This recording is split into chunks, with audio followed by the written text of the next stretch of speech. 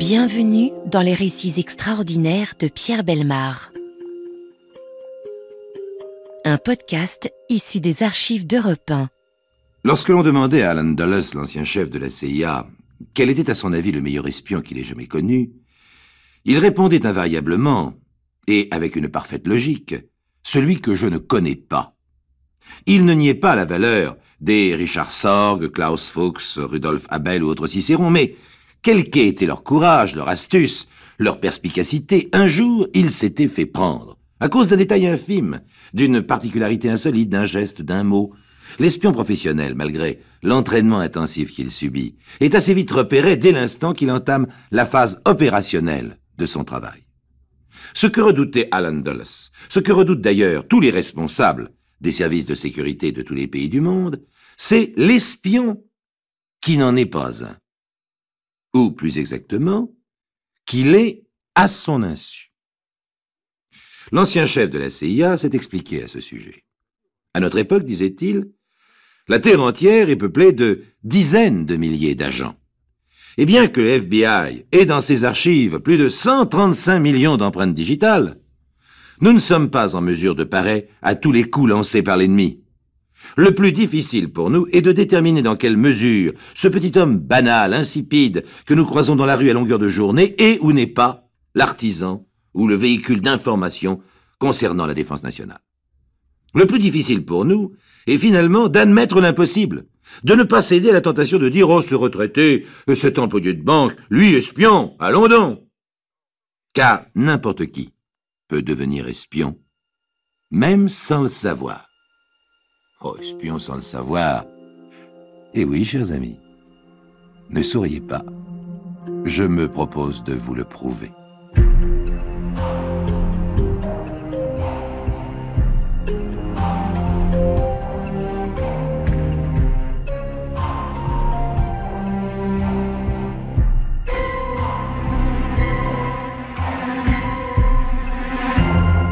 L'affaire que je vais vous conter commence en 1953 dans le bureau d'Abstone, un des patrons du FBI. Selon son habitude, Abstone est d'une humeur de chien, mais ce jour-là, en plus, il est blanc de rage. En martelant son bureau du poing, il demande à Frank Moik, l'agent qu'il a convoqué, « Mais qu'est-ce que vous faites quand vous crevez un pneu, Frank, quand le clou qui a perforé votre chambre à air est si petit que vous n'arrivez pas à trouver le trou? Eh bien, vous donnez un coup de gonfleur. Vous plongez la chambre à air dans l'eau pour voir où les bulles s'échappent. Eh bien, mon vieux, voilà votre boulot.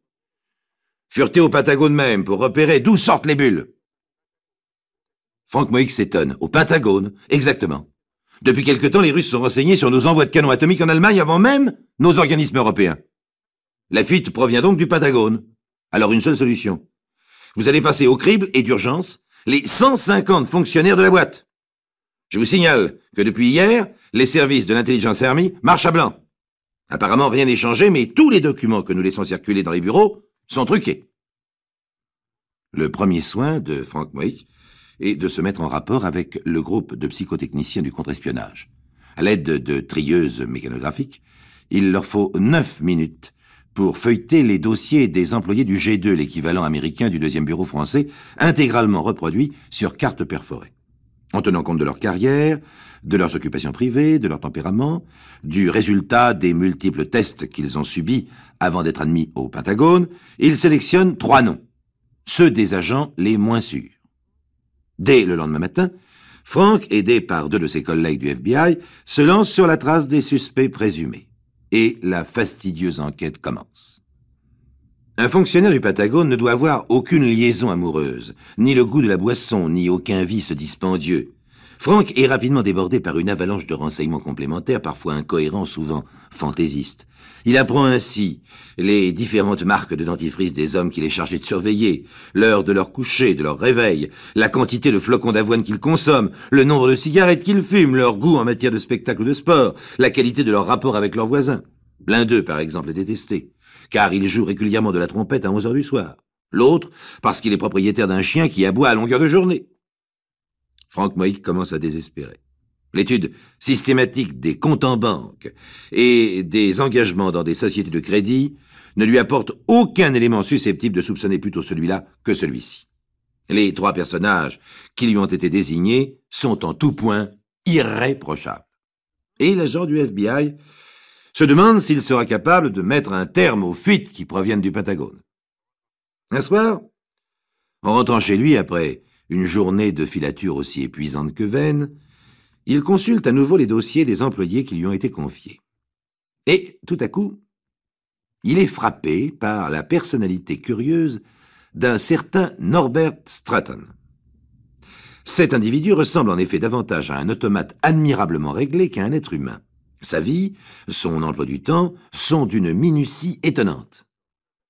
Mercredi, Stratton sort du Pentagone à 17h05, il achète le New York Times au coin du 2e bloc, descend au 3e arrêt du métro devant Walnut Street, suit cette rue à pied jusqu'à Crescent Avenue où il habite, au rez-de-chaussée du numéro 353. Il entre chez lui, lit son journal, prépare son repas lui-même et dîne seul dans sa cuisine. À 20h15, il fait une promenade d'une demi-heure et réintègre son appartement, où là, il écoute la radio pendant 30 minutes, prend une douche, se couche, etc.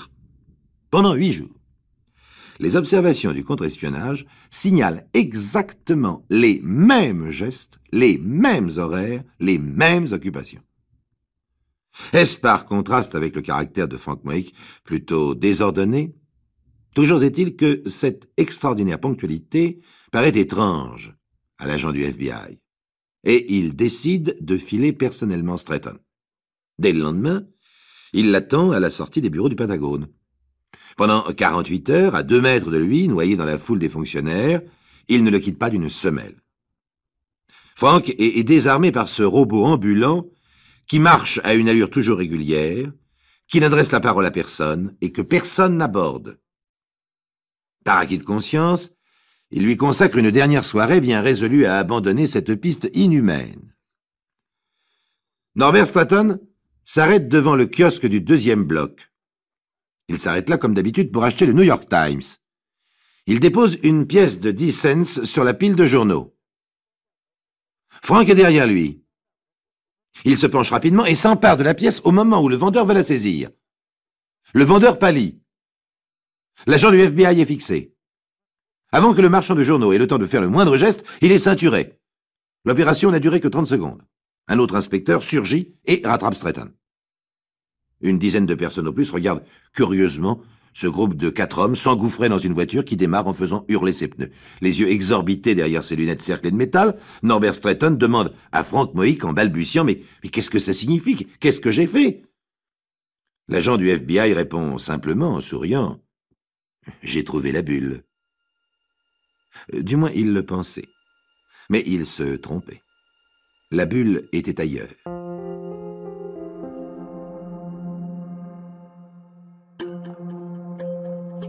Les récits extraordinaires de Pierre Bellemare, un podcast Europe 1. Anéanti, stupéfait par l'extravagante aventure dont il est soudain le héros, Norbert Stratton est emmené dans le bureau d'Abstone. Là, Frank Moik, fier d'avoir mené à bien et si rapidement sa mission, lui montre la pièce de 10 cents. Cette pièce est bien celle que vous avez remise au marchand de journaux. Oui. Et chaque jour, vous procédez de la même façon. Oui, pour acheter le New York Times. Alors, pouvez-vous m'expliquer ceci? L'arête de la pièce est striée d'un seul trait circulaire sur toute sa tranche. Il faut à peine 5 secondes à Frank Moik pour déboîter les 2 faces et pour découvrir plaqués entre elles quelques millimètres de microfilm. L'agent du FBI présente à Stratton cette preuve irréfutable de sa culpabilité. Mais l'employé du Pentagone hoche la tête. « Mais je ne comprends pas. » Voyons, vous voulez nous faire croire que vous ne saviez pas ce que contenait cette pièce de 10 cents. Vous voulez nous faire croire que vous ignorez que sur ce microfilm sont photographiés des documents ultra secrets qui proviennent du Pentagone. Norbert Stratton sursaute. Des documents ultra secrets? Mais jamais! Jamais je n'ai sorti quoi que ce soit de mon bureau. Jamais! Enfin, si je comprends bien, vous m'accusez d'espionnage. Et ça, voyez-vous, je ne peux pas l'admettre. Je suis un Américain loyal, et je vous jure que je n'ai rien à me reprocher. Abstone, le patron, intervient. Il s'approche de Stratton et lui parle sans brutalité, comme un enfant pris en faute. Écoutez, nous avons toutes les raisons de penser que votre combine dure depuis des mois. et que chaque fois que vous déposez sur le comptoir de ce marchand de journaux une pièce de 10 cents, c'est un document confidentiel que vous transmettez en utilisant ce procédé. Vous feriez mieux d'avouer. Quand avez-vous été contacté pour faire ce travail? Mais je n'ai jamais été contacté. Quand et par qui? Mais par personne, ce n'est pas moi, je vous dis que ce n'est pas moi. Mais alors expliquez-nous comment cette pièce était en votre possession. Mais je ne sais pas. Franchement, je ne sais pas, monsieur. Après de longues heures d'interrogatoire ininterrompues, Stretton persiste à nier avec une naïveté frisant l'inconscience. Interrogé à son tour, le marchand de journaux, lui, ne peut nier les faits qui lui sont reprochés. Oui, j'avais ordre de remettre les microfilms à un autre client qui se présentait à mon kiosque.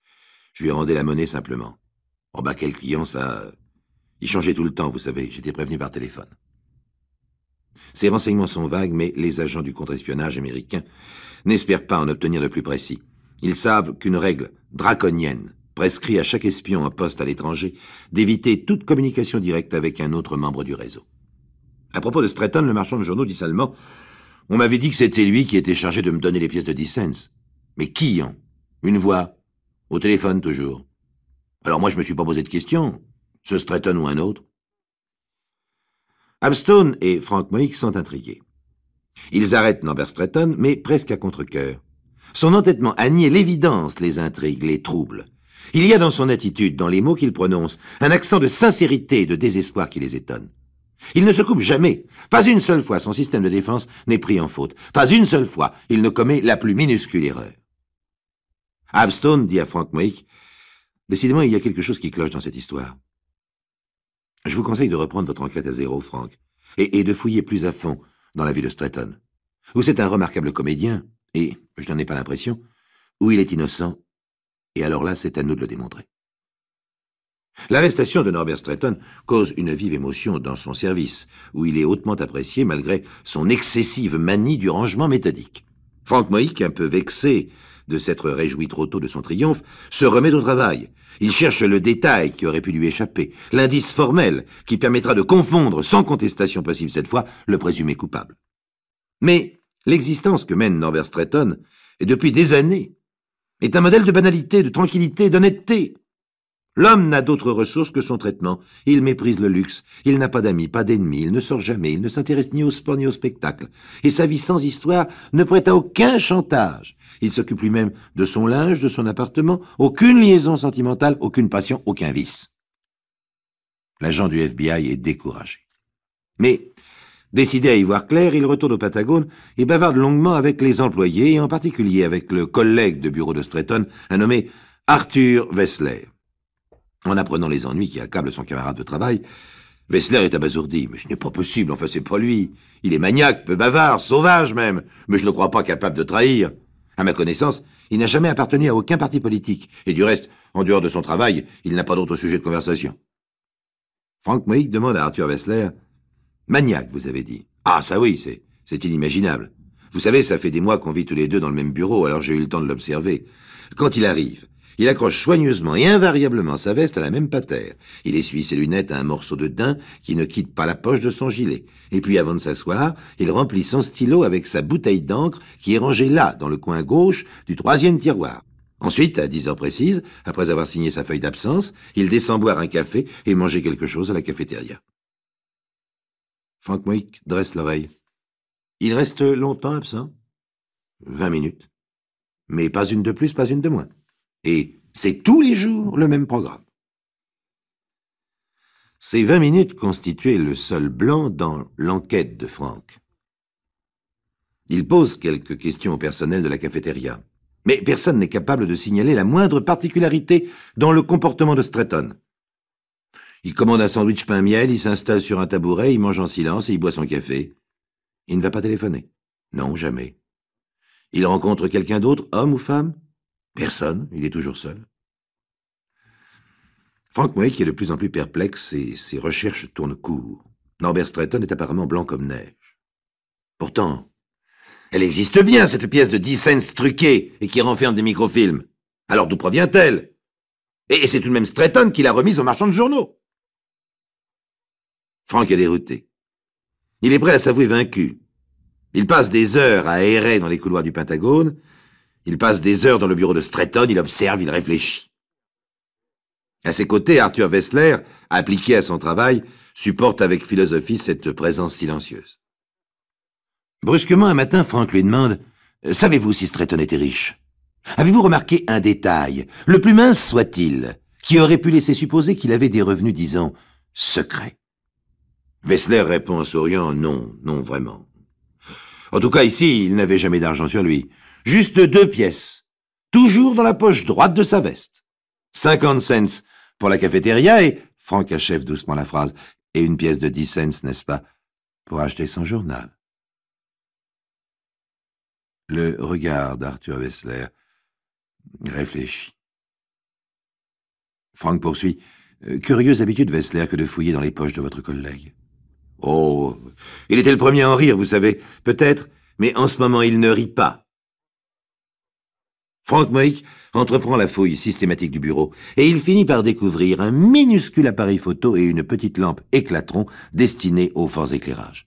Arthur Wessler profitait des 20 minutes pendant lesquelles Stratton s'absentait pour se rendre à la cafétéria. Il adaptait son ampoule sur la lampe de travail de son collègue, photographiait les documents et plaçait le microfilm dans une pièce de 10 cents truquée qu'il substituait à celle de Stratton dans la poche droite de sa veste. Et sans se douter de rien, le malheureux et intègre employé du Pentagone se transformait en espion en achetant le New York Times au marchand de journaux du 2e bloc. En quittant les locaux du FBI, définitivement mis hors de cause, Norbert Stratton essuie ses lunettes avec son morceau de daim et dit à Frank Moik « C'est bien la première fois que j'ai à me plaindre de ma manie de l'ordre. Et je ne me serais jamais douté qu'on peut devenir un espion sans savoir qu'on en est un. »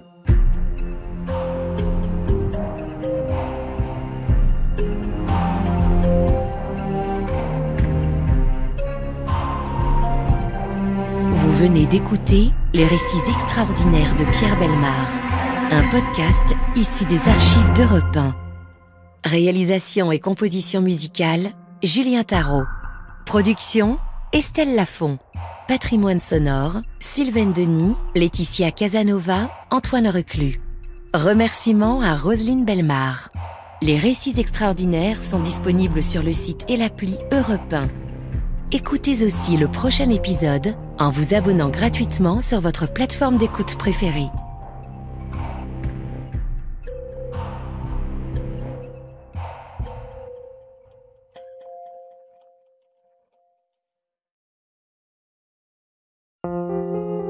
Bienvenue dans les récits extraordinaires de Pierre Bellemare. Un podcast issu des archives d'Europe 1. Une main inquiète, c'est-à-dire hésitante et légèrement tremblante, décroche un combiné téléphonique et commence à composer un numéro. Cette main fine, soignée, avec une modeste petite bague, est celle d'une jeune femme d'environ 30 ans, blonde, aux yeux bleus, mince, vêtue d'une jupe marron et d'une blouse de soie crème. Le numéro est composé. La jeune femme porte le combiné à son oreille. Nous sommes dans un petit appartement de Vienne, en Autriche, le 5 juillet 1971. Il est exactement 20h15. Dans le silence, la jeune femme entend la sonnerie lointaine. Une fois d'abord. La jeune femme se prénomme Linda et c'est sa sœur aînée, Erika, qu'elle appelle au téléphone. Deuxième sonnerie. Linda téléphone à sa sœur Erika parce que celle-ci, qui devait l'appeler, ne l'a pas fait. Troisième sonnerie. Pourtant, lorsque Linda a conduit Erika en voiture à l'appartement de son mari, 11 Schrotzbergasse, Erika lui avait promis, ainsi qu'à sa mère, qui les accompagnait, de leur téléphoner rapidement. Quatrième sonnerie. Qu'est-ce qu'ils font, pense Linda. L'appartement n'est pas si grand. Il devrait avoir déjà décroché. Un déclic brusquement. La sonnerie s'est arrêtée. Linda serre le combiné contre son oreille. « Allô » dit-elle. Personne ne répond. Mais la communication n'est pas coupée. Linda entend des voix lointaines. « Allô » « Allô » répète Linda. Maintenant, Linda comprend. On a décroché le téléphone, on a posé le combiné sur le meuble, et ce qu'elle entend, c'est sa sœur Erika qui sanglote, et son beau-frère furieux qui hurle. Qu'est-ce qu'il crie, son beau-frère? Elle ne le sait pas, car il y a à nouveau un déclic et une sonnerie lancinante. Cette fois, on a coupé la communication. La ligne sonne occupée. Linda raccroche. Elle n'insiste pas. Elle y va.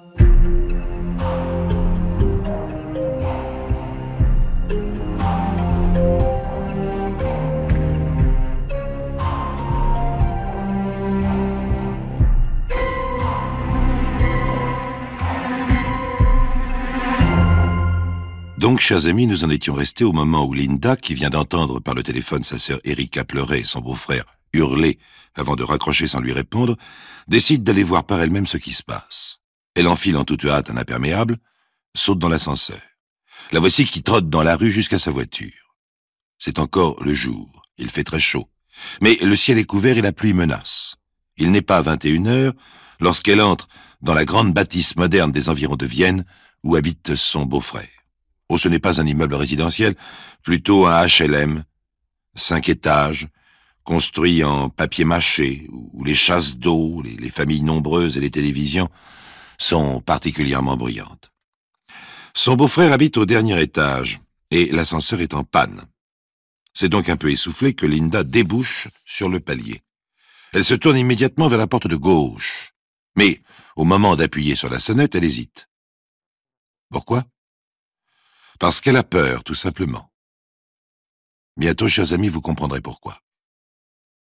Alors, sans faire de bruit, elle pose son oreille contre la porte. Elle entend, comme tout à l'heure, au téléphone, Erika qui pleure et son mari qui hurle. Alors, prenant son courage à deux mains, elle sonne. Personne ne répond. Au contraire, une porte claque violemment dans l'appartement, les sons deviennent plus étouffés, plus lointains. Quelques instants plus tard, Linda entre dans le commissariat du quartier. Au policier qui la reçoit, elle apparaît évidemment un peu affolée, un peu surexcitée. « Je suis inquiète pour ma sœur, dit-elle. J'ai peur qu'il lui arrive quelque chose. »« Mais où ça, mademoiselle ? » ?»« Chez mon beau-frère. » Étonnement du policier. « Enfin, je veux dire chez son mari. »« Mais elle est seule ? » ?»« Non, elle est avec lui. »« Ah, je vois, dit le policier, qui se tourne d'un air là une première fois vers son collègue. « Il se dispute, explique Linda. Il est très violent. »« Il l'a menacée, demande le policier. »« Je ne sais pas, je l'ai entendu crier et elle pleurait. »« Oui, je vois, dit le policier qui se tourne une seconde fois vers son collègue. « Une scène de ménage, quoi. »« Mais il ne s'agit pas d'une scène de ménage, s'écrie Linda hors d'elle. C'est bien plus grave que ça. Je ne vous dérangerai pas pour une scène de ménage. »« Mais calmez-vous, madame, calmez-vous. Il faut comprendre. Nous ne pouvons pas intervenir pour un oui ou pour un non. Il nous faut une raison impérative. Est-ce qu'il est armé, par exemple? Je sais pas. Mais alors pourquoi avez-vous tellement peur? Ce n'est qu'une scène de ménage, et vous ne pouvez rien faire. Cette fois, Linda, déconcertée, découragée, a l'impression qu'il n'y a rien, en effet, rien à faire. Elle se retourne, prête à s'en aller. Les larmes lui montent aux yeux. C'est alors qu'elle découvre qu'un jeune homme s'était approché d'elle pour l'écouter. Un grand garçon mince, dégingandé, nonchalant, insolent et souriant.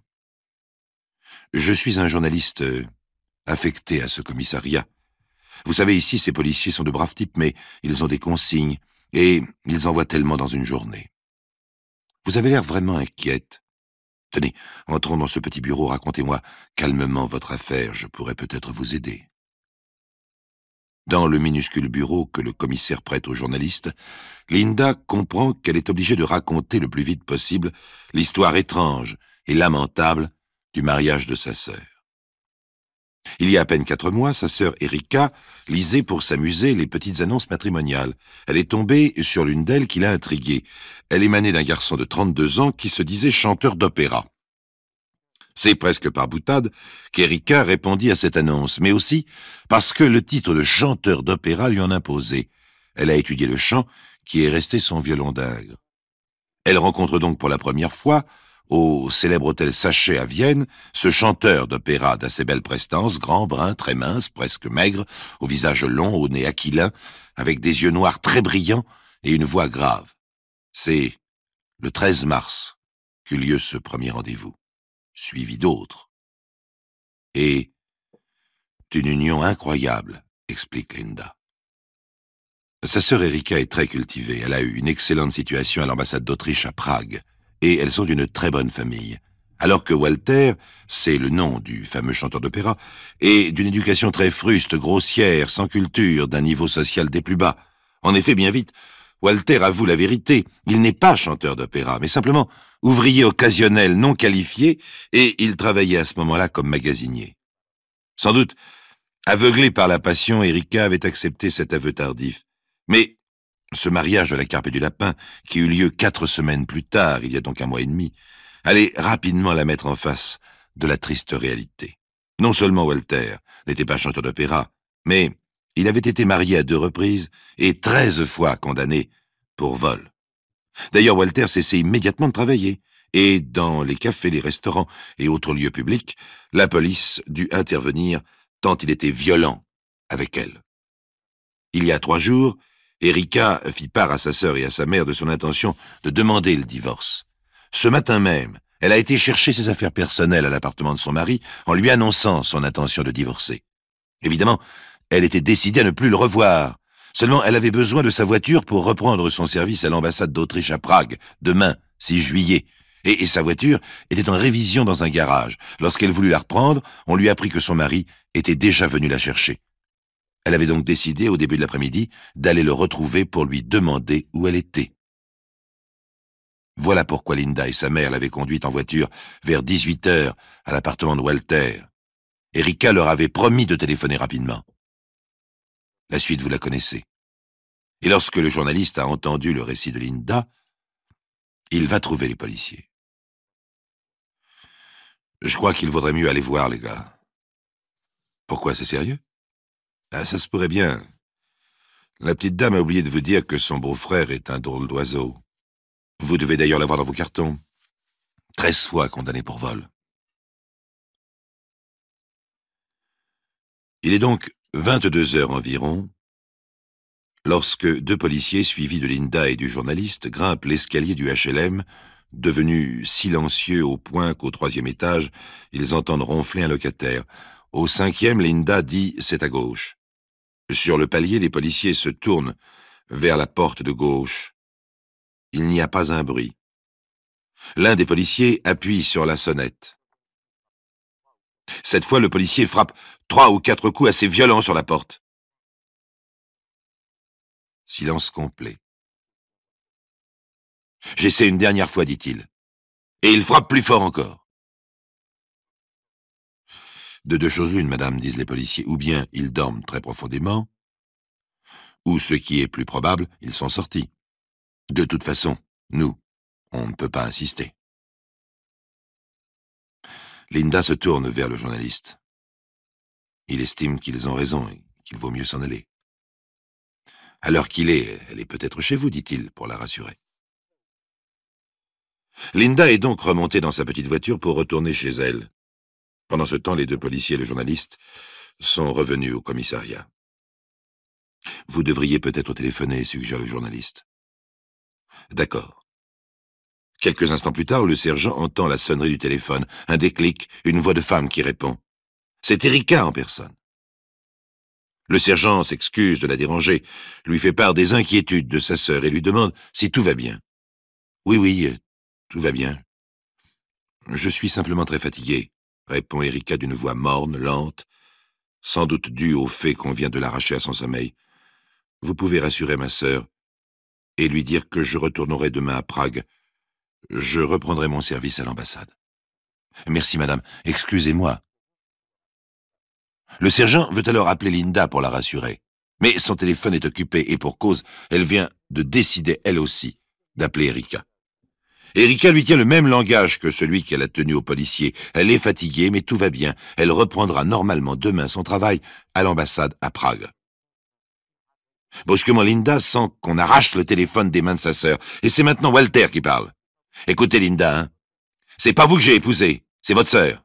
Alors je vous demande de ne plus vous occuper de nos affaires. C'est pas parce que nous avons une scène de ménage qu'il fallait mettre les flics dans le coup. Mais, dit Linda, ce matin, elle voulait divorcer. Eh bien, elle veut plus. C'est une idée de femme. Maintenant, elle veut plus. Hein, Erika, que tu veux plus? Et Linda entend dans le lointain la voix d'Erika qui confirme. Non, je veux plus. Il ne reste plus à Linda qu'à raccrocher. Et quelques instants plus tard à s'excuser auprès des policiers lorsqu'il lui téléphone. Vous voyez, dit le policier, c'était une scène de ménage, une simple scène de ménage.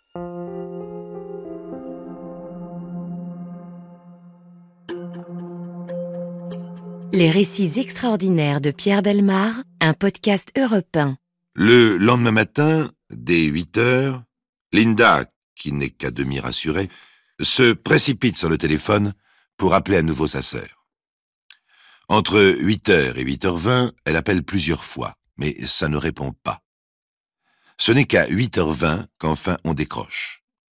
C'est Walter. « Ah, c'est encore vous, dit-il. Je vous passe Erika. »« Allô? Allô, Erika? »« Oui? Tu peux me parler? » Walter est à côté, il écoute. « Mais je peux te parler. » Oui, Walter est là, il est dans la pièce, il écoute. Linda comprend qu'il est inutile d'insister et raccroche après quelques paroles banales. Vers 10h, Linda est à son bureau lorsqu'Erika l'appelle. « Allô, Linda? »« Oui, c'est Erika. Est-ce que tu pourrais prévenir l'ambassade à Prague que je ne prendrai pas mon service? »« Mais pourquoi? Ça ne va pas? »« Si, mais je me suis fait une petite blessure et je peux pas conduire. C'est Walter qui me conduira. »« Une blessure? Mais quelle blessure? Mais rassure-toi, rien de grave. Mais comment est-ce arrivé?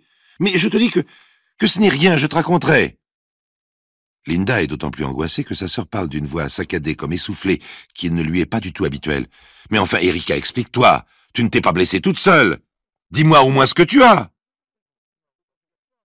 « C'est bon, dit Linda, je vais prévenir la police. »« Non, non, non, je t'en prie, ne parle de ça à personne. Je te demande de ne rien dire. »« C'est bon, passe-moi Walter. »« Allô, Walter? »« Oui. »« Je vous préviens que je téléphone immédiatement à la police. »« Eh bien, téléphonez, dit Walter. » Et il raccroche. Il est donc un peu plus tard que 10h, lorsque Linda appelle de nouveau le commissariat. Cette fois, les policiers de service la reçoivent plutôt mal. Ils ont entre les mains le rapport des faits survenus la veille, qui conclut qu'on les a dérangés à 22h pour une banale scène de ménage. La déclaration téléphonique rassurante d'Erika a été soigneusement notée. Ils refusent d'intervenir, car ils n'en ont légalement pas le droit. À 10h25, Linda rappelle une fois de plus sa sœur. C'est Walter qui répond. Il répond d'une voix très calme, très sûre de lui. « Qu'est-ce que vous voulez encore? »« Je veux parler à ma sœur. Elle ne peut pas vous répondre, elle est sous la douche. Ça ne fait rien, prévenez-la, j'attendrai. C'est pas la peine. Si vous avez quelque chose d'urgent ou d'important, vous me le dites, je lui dirai. Parce que dès qu'elle a fini, on s'en va. » Bon, bah si vous avez rien à dire, reprend Walter, je raccroche. Linda a une idée. Elle rappelle le commissariat et demande qu'on lui passe le jeune journaliste. Elle a le sentiment de lui avoir fait une certaine impression. Il l'aidera s'il le peut. Et quelques instants plus tard, en effet, à la demande de Linda, le journaliste grimpe les escaliers du HLM et au palier du 5e étage, il trouve un petit mot collé avec du scotch. Erika et moi en est sortis, on revient dans 1 heure. Revenu au rez-de-chaussée, le journaliste demande au gardien s'il a vu sortir Erika et Walter. Le gardien a vu sortir Walter, mais pas Erika. Vers 11h, les policiers sont de nouveau sur le palier au 5e étage avec un serrurier. À 11h05, ils pénètrent dans l'appartement pour découvrir, dans le living room en désordre, tous les meubles renversés, comme si l'on s'y était battu, et Erika allongée dans une mare de sang, le corps percé de plusieurs coups de couteau. Elle est morte. 6 heures plus tard, Walter, arrêté, fait des aveux complets, bien que confus et contradictoires. Il a blessé une première fois Erika d'un coup de couteau entre minuit et 2 heures du matin. C'est sous l'effet de la drogue qu'il a tué Erika entre 10 heures et 10h30. Le rapport d'expertise confirme que la mort a été précédée d'une lutte acharnée entre les deux époux. Bien que complets, les aveux de Walter sont confus et contradictoires, comme je vous l'ai dit, et ne permettront guère ni de reconstituer le crime, ni de découvrir son vrai mobile. Par contre, l'affaire déclenchera une violente campagne de presse et les journaux publieront des titres de ce genre. Une jeune femme est morte parce que la police a flanché, ou encore scandale de la police à Vienne. Ce à quoi la police répondra qu'elle reçoit journellement des centaines d'appels, comme celui lancé par Linda, qu'elle ne peut pas soupçonner un crime dans chaque scène de ménage. Et le chef de la police conclura: est-ce que les policiers doivent aussi posséder le don de la voyance ?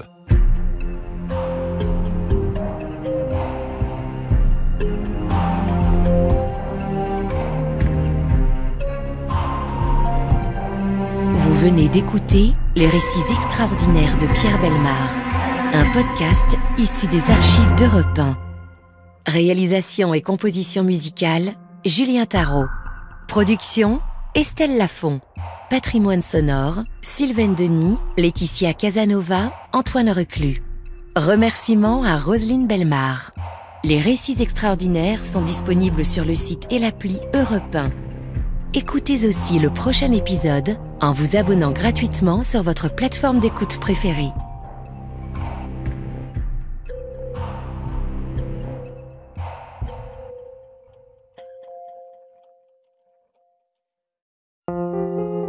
Bienvenue dans les récits extraordinaires de Pierre Bellemare. Un podcast issu des archives d'Europe 1. Le dossier extraordinaire que Jacques-Antoine a choisi aujourd'hui est réellement extraordinaire. Il est cité par toutes les facultés de droit américaines et les magistrats de la justice aux États-Unis qui y font référence dans un procès au moins sur 2. Cette affaire tourne bien entendu autour d'un crime, mais comme vous allez le voir, le crime est sans importance. L'important, c'est la grande leçon que le procureur, resté à tout jamais célèbre, Homer Cummings, sut administrer à la police et à l'opinion publique aux alentours de l'année 1924. Mais il faut bien parler du crime, alors en 2 mots, parlons-en. Il est particulièrement banal, stupide et rapide. Dans le vent glacé de février, un soir après dîner, dans la ville de Bridgeport, un homme s'enfuit. Il vient de tirer sur un pasteur au carrefour de 2 rues et l'a laissé inerte sur le trottoir. Le criminel réussit à disparaître, mais 7 témoins affirment avoir vu le meurtrier et se déclarent capables de le reconnaître. Il s'agit, paraît-il, d'un homme jeune, de taille moyenne, coiffé d'une casquette et vêtu d'un pardessus de teinte sombre, s'arrêtant au-dessus du genou, dont le col était en velours. Le meurtrier, en courant, a gardé son revolver à la main. C'est d'ailleurs l'éclat de l'acier qui a permis à certains témoins de le distinguer dans la confusion générale. La victime, le révérend Hubert Dam, qui desservait une paroisse de la ville, est inhumé quelques jours plus tard devant une foule considérable, car il était très aimé non seulement de ses paroissiens, mais aussi de tous les autres habitants. Comme le vol ne semble pas avoir été le mobile du crime, la police en conclut qu'il s'agit soit du geste d'un déséquilibré, soit d'une vengeance. Comme dans les 2 cas, il y a de fortes chances pour que le meurtrier soit un habitant de Bridgeport, qui a connu le révérend, il sera probablement à l'enterrement. Alors la police imagine de placer les 7 fameux témoins derrière la tenture mortuaire, à quelques pas du lieu où les parents reçoivent les condoléances. Des heures durant, 12 000 personnes défilent. Mais les témoins qui scrutent attentivement chaque personne pendant la première demi-heure relâchent leur attention pendant la demi-heure suivante, jusqu'à ce que les yeux leur sortant de la tête, ils ne regardent plus rien du tout, ne pouvant plus rien voir. Inutile de vous dire que bientôt, l'opinion publique s'indigne. Quoi ? On n'a pas identifié le coupable ? Comment ? La police dispose de 7 témoins et le meurtrier court toujours. Alors on offre des récompenses et la police patauge. Mais qu'est-ce qu'elle fait donc ? Des centaines de lettres de dénonciation qui lui parviennent. Enfin, le coupable est arrêté. Il s'agit d'un vagabond qui a été trouvé à bout de ressources dans une ville des environs. Il s'appelle Harold Israel Il porte une casquette et un manteau qui s'arrêtent au-dessus du genou, dont le col est en velours. On trouve un revolver en acier bruni dans sa poche, calibre 32, calibre de la balle qui a tué le révérend Dame. Harold Israel a été soldat à Panama, chômeur un peu partout, et notamment à Bridgeport, où il résidait depuis quelques mois. Les 7 témoins le reconnaissent. Les experts déclarent que les rayures du canon de son revolver sont analogues à celles que portait la balle en plomb qu'on a extraite du crâne de la victime. C'est donc le coupable. Mais Harold Israel se défend d'avoir commis le crime et présente un alibi. Il était au cinéma au moment même où on assassinait le révérend Dame. Pour démontrer la véracité de son alibi, il donne moult détails sur le film qu'il a vu et le cinéma où il l'a vu. C'est alors qu'une serveuse de restaurant, qui le connaît très bien, vient dire spontanément à la police qu'elle a aperçu Harold Israel devant son restaurant à l'heure où il prétendait être au cinéma. Finalement, Harold Israel avoue son crime, sans un sou, mourant de faim, dans un accès de rage voisin de la folie. Il a tué le premier passant venu, le destin a voulu que ce soit le révérend Dame. Tout le monde respire, le solide dossier établi par la police est enfin déposé sur le bureau du procureur Homer Cummings. La sensationnelle affaire Harold Israel commence.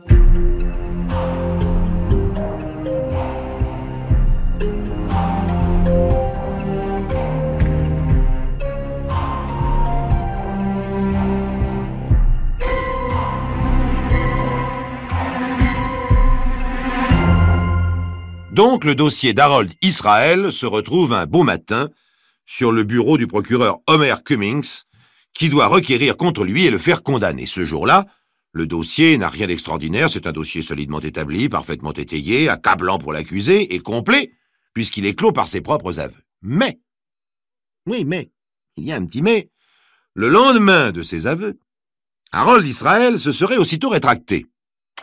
C'est un incident courant dans les instructions criminelles et le procureur n'y attache pas grande importance. Toutefois, il estime de son devoir de connaître les circonstances dans lesquelles l'accusé a jugé bon d'avouer, puis s'est rétracté.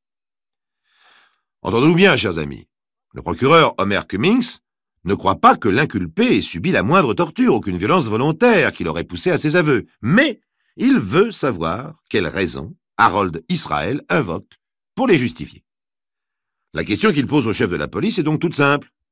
Un matin, Harold Israel déclare qu'il n'est pas l'assassin. Pourquoi a-t-il reconnu la veille qu'il l'était? Une question saugrenue qui laisse sans voix le chef de la police. Mais répond celui-ci, parce que c'est vrai. Permettez une remarque. Si c'était vrai au moment de ses aveux, c'était vrai aussi le lendemain. Or, le lendemain, il s'est rétracté. C'est donc pas parce que c'est vrai que votre coupable a avoué. Aussi, vous demandai-je pourquoi, alors qu'il refuse aujourd'hui d'admettre votre vérité, a-t-il accepté à un moment de l'admettre? Mais, je sais pas, moi, il devait se sentir empêtré dans ses mensonges, acculé, soit, mais pourquoi n'était-il plus traqué et acculé le lendemain? Parce qu'il avait eu le temps de réfléchir. Donc, la veille, il n'avait pas eu le temps. Évidemment. Donc, la veille, il peut avoir dit n'importe quoi. Ce n'importe quoi, c'est peut-être la vérité. Mais rien ne prouve, après tout, que c'est la vérité. Ah, mais pardon, monsieur le procureur, il y a le dossier. Oui. Mais les aveux du présumé coupable en étant la pièce la plus importante, je suis obligé d'en vérifier la validité. Et devant le policier médusé, le procureur Homer Cummings charge 3 médecins d'examiner Harold Israel et d'étudier les circonstances dans lesquelles il a passé ses aveux. Le rapport des médecins établit qu'Harold Israel se trouvait dans un état voisin de la crise de nerfs au moment où il a signé sa déposition. La succession des témoins qui le reconnaissaient l'avait, semble-t-il, d'abord paralysé, puis avait provoqué sa fureur avant d'aboutir à un abattement profond. La quantité et la précision des indices et des preuves qu'il accusait l'écrasaient au point qu'il ne pouvait réagir que par des gestes ou des propos incohérents et incontrôlés. D'ailleurs, après avoir fourni au policier les détails qu'il lui demandait, il s'endormit sur sa chaise et poursuivit dans sa cellule un sommeil pesant qui dura toute la nuit. Dès le matin, il s'est rétracté, déclarant que la veille, il aurait avoué n'importe quoi pour pouvoir dormir. Dans ces conditions, Homer Cummings conclut que la confession de l'accusé ne constitue pas une preuve, mais Reste le dossier de l'accusation, lequel comporte 9 autres charges accablantes. Nous nous sommes permis de les résumer.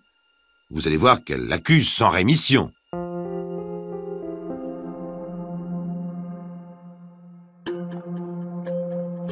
Les récits extraordinaires de Pierre Bellemare, un podcast Europe 1.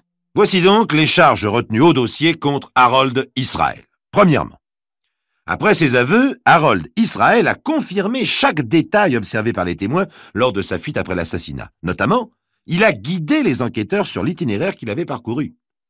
Deuxièmement, il portait un manteau court, sombre, avec un col de velours et une casquette. Troisièmement, c'est un individu coiffé d'une casquette, d'un par-dessus court à col de velours, que 2 témoins ont vu tirer sur le révérend Dame. Quatrièmement, une minute plus tard, un individu vêtu de la même façon a été vu par 2 autres personnes tandis qu'il s'enfuyait. Cinquièmement, ces 4 badauds affirment qu'Harold Israel est bien le criminel qu'ils ont vu courir pour s'écarter le plus rapidement possible du cadavre. Sixièmement, un autre témoin a rencontré quelques instants après, à plusieurs centaines de mètres des lieux du crime, un homme ayant la même silhouette qu'Harold Israel et portant un par-dessus court, sombre et à col de velours et une casquette qui marchait très vite en essayant de reprendre son souffle. Septièmement, une femme, connaissant bien Harold Israel, a déclaré lui avoir fait bonsoir d'un geste de la main alors qu'il passait devant le restaurant où elle est serveuse, situé à proximité des lieux du crime et quelques instants avant que celui-ci soit commis, ce qui prouve donc sa présence en cet endroit et démontre qu'il n'était pas au cinéma comme il le prétend. Huitièmement, les policiers ont trouvé la douille de la balle qui a tué le révérend Dame dans la chambre d'Harold Israel, à l'endroit même où celui-ci leur avait dit qu'il la trouverait. Neuvièmement, si c'est nécessaire, le revolver de l'accusé est bien celui qui a tué le révérend Dame, déclare l'expert qui l'a examiné. Dans ces conditions, le jury risque de condamner Harold Israel à la peine capitale. Voilà pourquoi Homer Cummings, estimant que sa charge ne lui fait pas seulement devoir de confondre les coupables, mais aussi d'éviter les erreurs, décide de revoir, point par point, chacun des éléments de ce dossier en béton armé. D'abord le premier point. Après ses aveux, Harold Israel a confirmé chaque détail observé par les témoins lors de sa fuite après l'assassinat. Notamment, il a guidé les enquêteurs sur l'itinéraire qu'il avait parcouru. C'est à Harold Israel lui-même que le procureur pose la question. Voyons, si vous n'avez pas commis ce crime, comment avez-vous pu donner ces détails? Harold Israel, personnage au fond assez falot qui, en d'autres circonstances, serait passé totalement inaperçu, assis, accablé sur le banc de sa cellule, le visage décomposé, s'explique. Pour l'amener à reconnaître son crime, les policiers ont usé de tous les moyens dialectiques. Mais si vous n'étiez pas là, c'est que vous étiez ailleurs. Si vous étiez ailleurs, vous n'avez pas pu voir ça. Si vous avez vu ça, c'est que vous étiez ici. Si vous étiez ici, vous n'étiez pas là-bas. Vous êtes donc passé par la rue Machin. Non. Alors vous prétendez ne pas connaître la rue Machin. Ah bon, vous la connaissez. Mais alors si vous la connaissez, vous l'avez empruntée puisque c'est le chemin le plus court. Comment? Ce n'est pas le chemin le plus court. Mais si vous prétendez que ce n'est pas le chemin le plus court, c'est que vous en connaissez un autre, etc., etc., etc. Or, dès ses aveux, et avant qu'on lui permette de dormir, les policiers l'ont conduit sur les lieux du crime pour qu'il donne des détails. Et Harold Israel conclut. Je n'avais plus qu'une idée, c'était de dormir. J'avais avoué, monsieur le procureur, j'avais avoué. Alors, qu'est-ce que ça pouvait faire que je leur donne des détails en plus ou en moins, même s'ils m'accablaient? Alors, sur le chemin, devant les journalistes et la foule, je répondais oui à tout ce qu'on me demandait. Et pour aller plus vite, j'indiquais moi-même les endroits et les détails que les policiers m'avaient signalés. Vous avez tourné ici, ou ici et là. Qu'est-ce que vous avez fait? Je me suis arrêté pour respirer, etc. Voilà l'explication de l'accusé. Or, bien sûr, cette réponse ne l'innocente pas le moins du monde, mais permet de douter de la valeur de la pièce numéro 1 du dossier. Voyons maintenant les pièces suivantes, notamment la pièce numéro 2. Voyons, pièce numéro 2, il portait un manteau court, sombre, avec un col de velours et une casquette. Le procureur Homer Cummings décide d'entendre chacun des témoins. Certains de ceux-ci prétendent que le couvre-chef d'Harold Israel était gris, d'autres vert, en fait, il est marron. Mais le plus amusant, c'est lorsque le procureur demande à l'un des témoins qui est là, intimidé et attentif devant lui, « Monsieur, pouvez-vous me décrire votre par-dessus » ? Eh bien, oui, c'est un par-dessus gris. Comment il colle? En velours. Estimez-vous qu'il est court? Le témoin penche la tête, regarde son propre manteau. Il est court. Pourquoi? Parce qu'il s'arrête au-dessus du genou. En effet, chers amis, cette année-là, la mode est au par-dessus court et les Américains raffolent du col de velours, 3 sur 10 en ont un. Ce n'est pas tout, certains témoins n'ont décrit les vêtements d'Harold Israel qu'après avoir lu dans les journaux la description que les autres témoins en avaient fait. Évidemment, ceci ne porte en aucune façon atteinte à la bonne foi des témoins et ne réduit pas à rien la deuxième pièce du dossier, mais en diminue considérablement la validité, prouvant qu'on ne peut prétendre reconnaître un homme d'après ses vêtements. Troisième pièce. C'est un individu coiffé d'une casquette d'un par-dessus court à col de velours que 2 témoins ont vu tirer sur le révérend Dame. Là, il s'agit de savoir si l'on peut affirmer que le criminel portait ces vêtements. Alors le procureur poste de nuit des magistrats et des personnes diverses sur les lieux précis d'où les témoins ont assisté au crime. Imaginez la scène, il fait froid, et après le dîner, tous ces gens préféraient se trouver au cinéma, chez eux, dans leur lit, à écouter la radio chez des amis, mais pas dans ce carrefour lugubre qui éclaire seulement un lampadaire électrique. Mais tous, cependant, sont attentifs. Lorsque le substitut du procureur, jaillissant d'une rue, fait mine de tirer sur un autre substitut qui tient le rôle de la victime, et à l'endroit même où le crime a été commis, c'est-à-dire à 50 mètres du lampadaire. Le scénario de l'assassinat est scrupuleusement celui qui a été fourni par les témoins, et ne dure pas plus de 3 ou 4 secondes. Lorsque le procureur demande ensuite à ses témoins volontaires de décrire les vêtements que portait le faux assassin, c'est la confusion la plus totale. Quant à reconnaître son visage, il n'en est pas question. Comment? Dans ces conditions, les témoins ont-ils pu reconnaître Harold Israel sans hésitation 15 jours plus tard? Cette expérience invalidant les charges 3, 4, 5 et 6 du dossier, venons-en à la 7e pièce. Une femme, connaissant bien Harold Israel, a déclaré lui avoir fait bonsoir d'un geste de la main alors qu'il passait devant le restaurant où elle est serveuse, situé à proximité des lieux du crime et quelques instants avant que celui-ci soit commis. Ce qui prouve donc sa présence en cet endroit et démontre qu'il n'était pas au cinéma comme il le prétend. Pour connaître la vérité sur la 7e pièce du dossier de l'affaire Harold Israel, Homer Cummings se rend au cinéma pour assister à la projection du film et il constate qu'Harold Israel l'a certainement vu car il l'a raconté dans tous ses détails à quelques minutes près. Mais il peut l'avoir vu avant ou après, bien entendu. Alors, le procureur entre un soir à l'improviste dans le restaurant où travaille la serveuse. Celle-ci, le souffle coupé, accepte qu'il s'installe à côté d'elle derrière le comptoir, sous prétexte de vérifier si elle a pu reconnaître quelqu'un à travers la vitre de la devanture. Des vitres pas très propres, épaisses, embuées. Tout en bavardant, ils regardent devant eux, tous les deux, pendant près de 40 minutes. De temps en temps, bien entendu, la serveuse doit servir un client, mais à cette heure-là, ils ne sont guère nombreux. À un moment, la serveuse sursaute. « Tiens, quelqu'un nous fait signe !» En effet, une silhouette s'est approchée de la devanture pour faire dans leur direction un geste du bras. « L'avez-vous reconnu ?» demande le procureur. Évidemment, la jeune fille ne l'a pas reconnu, car ils n'ont pu voir qu'un spectre sans visage apparaître et disparaître dans une ombre brumeuse. Pourtant, c'était le propre substitut du procureur qui, la veille encore, avait interrogé la jeune fille et, pour être sûr d'être identifié, lui avait fait une cour assez forcenée. Ajoutons que durant ces 40 minutes, le procureur a fait défiler plus ou moins loin et à des allures diverses les amis de la jeune fille. « Vous ne trouvez pas que c'est un peu gros ?» demande le procureur en s'accoudant au comptoir. « Une récompense a été promise, n'est-ce pas, mademoiselle, pour toute personne qui aiderait à l'arrestation du coupable. Hier, un homme de loi nous a fait savoir que vous sollicitiez de toucher une partie de cette prime. « Mais je ne l'ai pas fait pour ça, dit la jeune fille, qui commence à fondre en larmes sur ses hot dogs. « Peut-être, dit le procureur. Mais reconnaissez que vous ne pouviez pas formellement reconnaître votre ami dans la rue depuis votre comptoir. Vous venez de m'en fournir la preuve. Tenez, je vais vous dire ce qui s'est passé. Vous me direz simplement si j'ai raison ou si j'ai tort. Vous connaissez Harold Israel, vous le connaissez bien, mais vous n'avez aucune sympathie particulière pour lui. Vous lisez dans le journal qu'il a commis un crime, un vilain crime, puisqu'il a tué un ecclésiastique. Ça ne vous étonne pas, parce que vous l'avez toujours trouvé un peu fou. Vous êtes sûr que puisque la police l'a arrêté, c'est le criminel. Comme tout le monde, vous avez besoin d'argent. Vous apprenez qu'il y a une prime très importante pour les personnes qui fourniront des renseignements. Presque tous les jours, à cette heure-là, Il passe devant votre restaurant.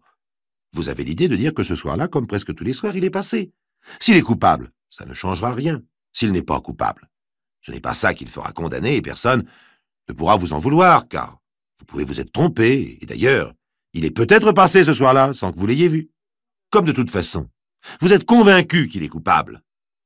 Vous ne faites de mal à personne. C'est bien ça, n'est-ce pas? Oui. Venons-en maintenant aux 2 pièces les plus accablantes du dossier, la 8e. Tout d'abord, les policiers ont trouvé la douille de la balle qui aurait tué le révérend Dème dans la chambre d'Harold d'Israël, à l'endroit même où celui-ci leur avait dit qu'il la trouverait.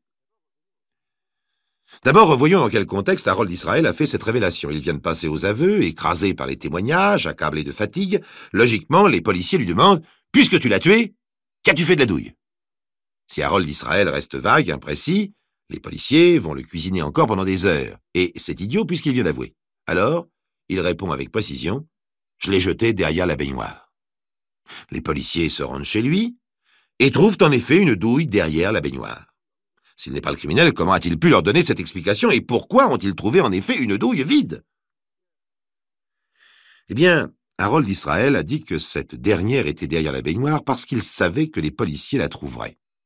En effet, dans la salle de bain du logement meublé où habite Harold d'Israël, 2 autres anciens soldats de Panama avaient habité avec lui, et la propriétaire explique au procureur qu'ils avaient pour habitude de s'entraîner à tirer au revolver par la fenêtre sur une cible qu'ils plaçaient dans le jardin. Et ce que les policiers ont oublié de dire, c'est qu'ils ont trouvé des quantités d'autres douilles vides derrière la baignoire, car c'est là qu'ils les jetaient d'habitude. Mais alors, comment expliquer la 9e et dernière pièce du dossier? Le revolver de l'accusé est bien celui qui a tué le révérend Dème, déclare l'expert qui l'a examiné. Un expert? Un expert, ça peut se tromper. Alors, le procureur engage 6 spécialistes. Les 6 spécialistes sont formels. Oui, les traces que laisse sur une balle de plomb le canon d'une arme à feu sont aussi précises et indiscutables qu'une empreinte digitale. Mais elles sont aussi extrêmement minutieuses et leur interprétation exige une grande attention. Convaincu de la culpabilité d'Harold d'Israël, l'expert n'y a pas prêté une attention suffisante. Il s'est trompé. La balle qui a tué le révérend Dème n'est pas sortie de son revolver. Aussi, lorsque le procès a lieu, les jurés vont-ils acquitter d'autant plus facilement Harold d'Israël que le procureur, pour parfaire son œuvre, va y ajouter une remarque. Tous les témoins ont vu briller dans la main du criminel l'acier de son revolver. Or, ce revolver, le voici.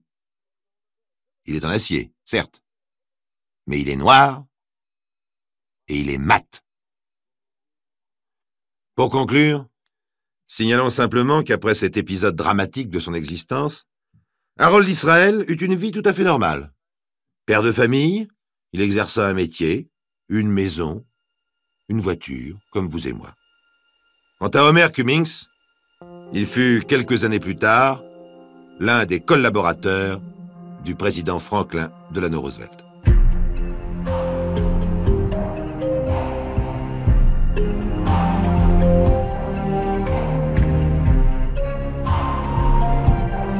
Vous venez d'écouter Les récits extraordinaires de Pierre Bellemare, un podcast issu des archives d'Europe 1.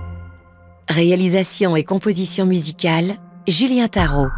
Production, Estelle Lafont.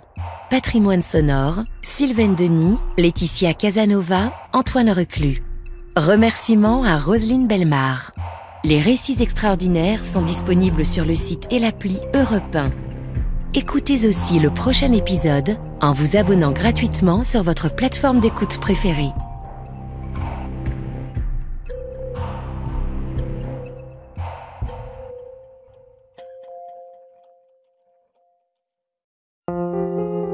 Bienvenue dans les récits extraordinaires de Pierre Bellemare. Un podcast issu des archives d'Europe 1. Le dossier que Jacques-Antoine nous propose aujourd'hui étant extrêmement récent et mettant en cause plusieurs personnes innocentes, il a préféré en Bienvenue dans les récits extraordinaires de Pierre Bellemare. Un podcast issu des archives d'Europe 1. Le dossier que Jacques-Antoine nous propose aujourd'hui étant extrêmement récent et mettant en cause plusieurs personnes innocentes, il a préféré en situer l'action dans une petite ville imaginaire de la Côte d'Azur. C'est un dossier assez déconcertant qu'il a choisi, non pas seulement parce qu'il se situe pendant les fêtes de fin d'année, mais parce que cette affaire, qui commence d'une façon banale, se déroule d'une façon banale et se termine d'une façon banale, n'est pourtant pas une affaire banale et qu'elle met en scène un curieux personnage. Si vous voulez trouver le coupable, ne vous laissez donc pas prendre au piège que constitue justement son effarante médiocrité.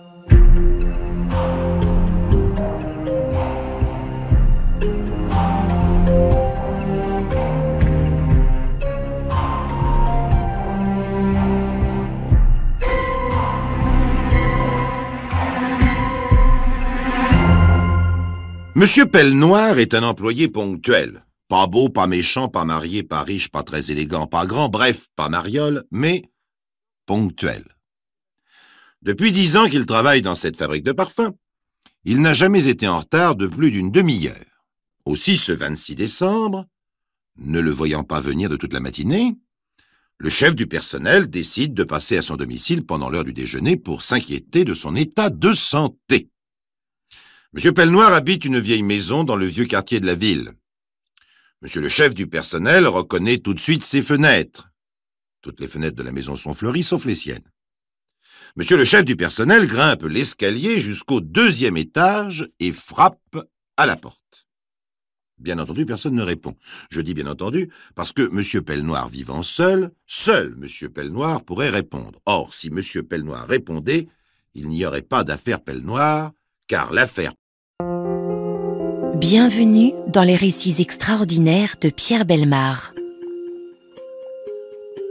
Un podcast issu des archives d'Europe 1. Le dossier que Jacques-Antoine nous propose aujourd'hui étant extrêmement récent et mettant en cause plusieurs personnes innocentes, il a préféré en situer l'action dans une petite ville imaginaire de la Côte d'Azur. C'est un dossier assez déconcertant qu'il a choisi, non pas seulement parce qu'il se situe pendant les fêtes de fin d'année, mais parce que cette affaire, qui commence d'une façon banale, se déroule d'une façon banale et se termine d'une façon banale, n'est pourtant pas une affaire banale et qu'elle met en scène un curieux personnage. Si vous voulez trouver le coupable, ne vous laissez donc pas prendre au piège que constitue justement son effarante médiocrité.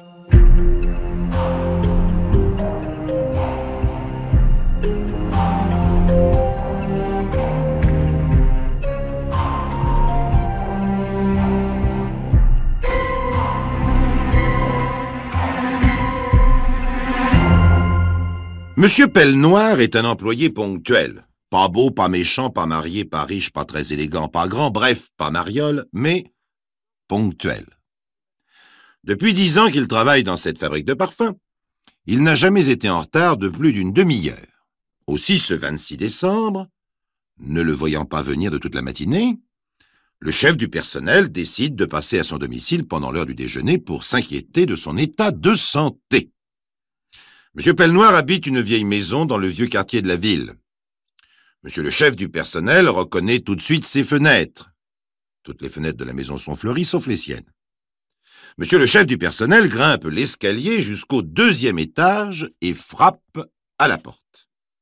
Bien entendu, personne ne répond. Je dis bien entendu parce que monsieur Pellenoir vivant seul monsieur Pellenoir pourrait répondre. Or, si monsieur Pellenoir répondait, il n'y aurait pas d'affaire Pellenoir, car l'affaire... Bienvenue dans les récits extraordinaires de Pierre Bellemare. Un podcast issu des archives d'Europe 1. Le dossier que Jacques-Antoine nous propose aujourd'hui étant extrêmement récent et mettant en cause plusieurs personnes innocentes, il a préféré en situer l'action dans une petite ville imaginaire de la Côte d'Azur.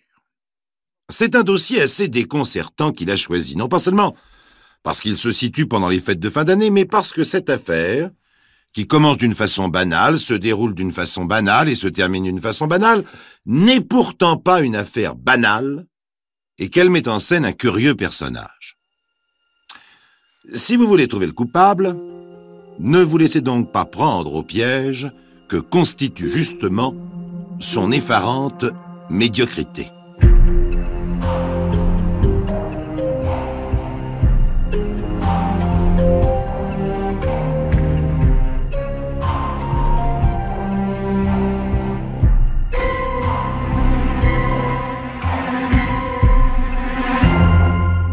Monsieur Pellenoir est un employé ponctuel. Pas beau, pas méchant, pas marié, pas riche, pas très élégant, pas grand, bref, pas mariole, mais ponctuel. Depuis 10 ans qu'il travaille dans cette fabrique de parfums, il n'a jamais été en retard de plus d'une demi-heure. Aussi, ce 26 décembre, ne le voyant pas venir de toute la matinée, le chef du personnel décide de passer à son domicile pendant l'heure du déjeuner pour s'inquiéter de son état de santé. Monsieur Pellenoir habite une vieille maison dans le vieux quartier de la ville. Monsieur le chef du personnel reconnaît tout de suite ses fenêtres. Toutes les fenêtres de la maison sont fleuries, sauf les siennes. Monsieur le chef du personnel grimpe l'escalier jusqu'au 2e étage et frappe à la porte. Bien entendu, personne ne répond. Je dis bien entendu parce que Monsieur Pellenoir vivant seul Monsieur Pellenoir pourrait répondre. Or, si Monsieur Pellenoir répondait, il n'y aurait pas d'affaire Pellenoir, car l'affaire... Bienvenue dans les récits extraordinaires de Pierre Bellemare. Un podcast issu des archives d'Europe 1. Le dossier que Jacques-Antoine nous propose aujourd'hui étant extrêmement récent et mettant en cause plusieurs personnes innocentes, il a préféré en situer l'action dans une petite ville imaginaire de la Côte d'Azur. C'est un dossier assez déconcertant qu'il a choisi, non pas seulement parce qu'il se situe pendant les fêtes de fin d'année, mais parce que cette affaire, qui commence d'une façon banale, se déroule d'une façon banale et se termine d'une façon banale, n'est pourtant pas une affaire banale et qu'elle met en scène un curieux personnage. Si vous voulez trouver le coupable, ne vous laissez donc pas prendre au piège que constitue justement son effarante médiocrité.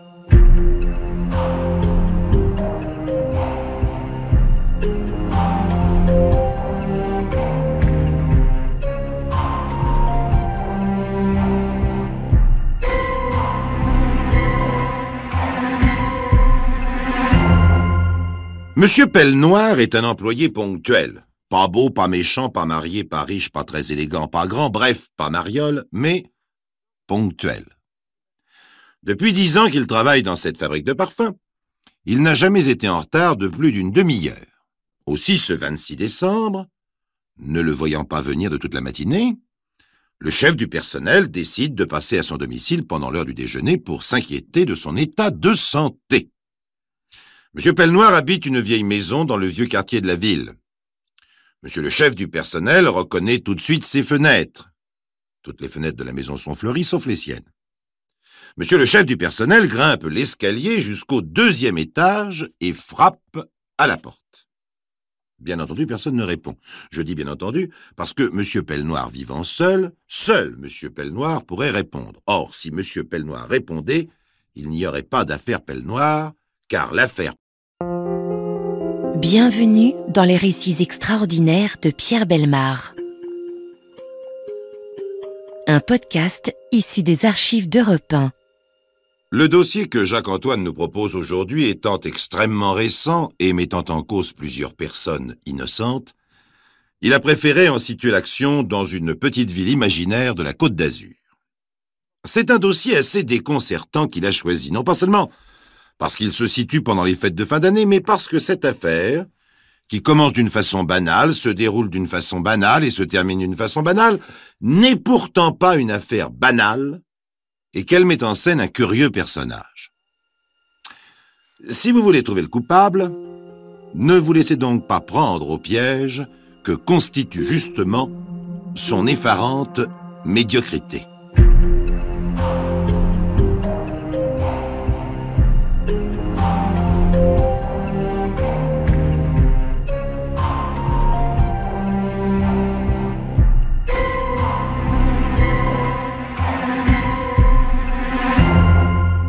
Monsieur Pellenoir est un employé ponctuel. Pas beau, pas méchant, pas marié, pas riche, pas très élégant, pas grand, bref, pas mariole, mais ponctuel. Depuis 10 ans qu'il travaille dans cette fabrique de parfums, il n'a jamais été en retard de plus d'une demi-heure. Aussi, ce 26 décembre, ne le voyant pas venir de toute la matinée, le chef du personnel décide de passer à son domicile pendant l'heure du déjeuner pour s'inquiéter de son état de santé. Monsieur Pellenoir habite une vieille maison dans le vieux quartier de la ville. Monsieur le chef du personnel reconnaît tout de suite ses fenêtres. Toutes les fenêtres de la maison sont fleuries, sauf les siennes. Monsieur le chef du personnel grimpe l'escalier jusqu'au 2e étage et frappe à la porte. Bien entendu, personne ne répond. Je dis bien entendu parce que Monsieur Pellenoir vivant seul Monsieur Pellenoir pourrait répondre. Or, si Monsieur Pellenoir répondait, il n'y aurait pas d'affaire Pellenoir, car l'affaire... Bienvenue dans les récits extraordinaires de Pierre Bellemare. Un podcast issu des archives d'Europe 1. Le dossier que Jacques-Antoine nous propose aujourd'hui étant extrêmement récent et mettant en cause plusieurs personnes innocentes, il a préféré en situer l'action dans une petite ville imaginaire de la Côte d'Azur. C'est un dossier assez déconcertant qu'il a choisi, non pas seulement parce qu'il se situe pendant les fêtes de fin d'année, mais parce que cette affaire, qui commence d'une façon banale, se déroule d'une façon banale et se termine d'une façon banale, n'est pourtant pas une affaire banale et qu'elle met en scène un curieux personnage.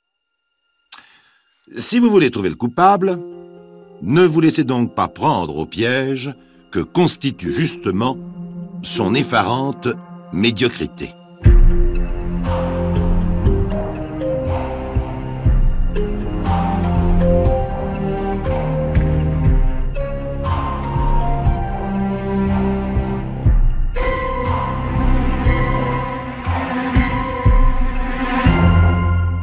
Monsieur Pellenoir est un employé ponctuel. Pas beau, pas méchant, pas marié, pas riche, pas très élégant, pas grand, bref, pas mariole, mais ponctuel.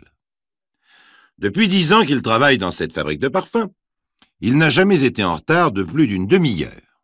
Aussi, ce 26 décembre, ne le voyant pas venir de toute la matinée, le chef du personnel décide de passer à son domicile pendant l'heure du déjeuner pour s'inquiéter de son état de santé. Monsieur Pellenoir habite une vieille maison dans le vieux quartier de la ville. Monsieur le chef du personnel reconnaît tout de suite ses fenêtres. Toutes les fenêtres de la maison sont fleuries, sauf les siennes. Monsieur le chef du personnel grimpe l'escalier jusqu'au 2e étage et frappe à la porte. Bien entendu, personne ne répond. Je dis bien entendu parce que Monsieur Pellenoir vivant seul Monsieur Pellenoir pourrait répondre. Or, si Monsieur Pellenoir répondait, il n'y aurait pas d'affaire Pellenoir, car l'affaire... Bienvenue dans les récits extraordinaires de Pierre Bellemare. Un podcast issu des archives d'Europe 1. Le dossier que Jacques-Antoine nous propose aujourd'hui étant extrêmement récent et mettant en cause plusieurs personnes innocentes, il a préféré en situer l'action dans une petite ville imaginaire de la Côte d'Azur. C'est un dossier assez déconcertant qu'il a choisi, non pas seulement parce qu'il se situe pendant les fêtes de fin d'année, mais parce que cette affaire, qui commence d'une façon banale, se déroule d'une façon banale et se termine d'une façon banale, n'est pourtant pas une affaire banale et qu'elle met en scène un curieux personnage. Si vous voulez trouver le coupable, ne vous laissez donc pas prendre au piège que constitue justement son effarante médiocrité.